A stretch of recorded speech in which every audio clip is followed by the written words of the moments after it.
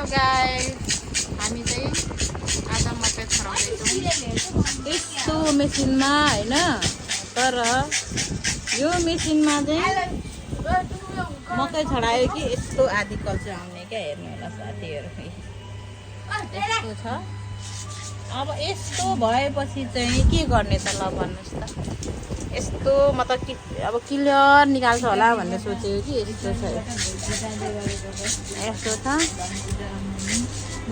के गर्नु, खानको लागि गर्नै पर्यो। दुःख यस्तो छ। मेसिन भएको र नभएको एउटै छ जस्तै भइसक्यो र पनि ठिकै छ। के गर्ने, आधा चाहिँ छरिँदो रहेछ। त्यसपछि अब के गर्ने, गर्नु पर्यो। मेरो जनताहरू फेरि हेर्नु होला, यहाँ सबै मेरो जनताहरू हो क्या।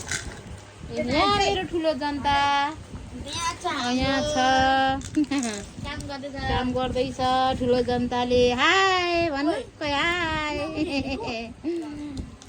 यस्तो छ है साथीहरू।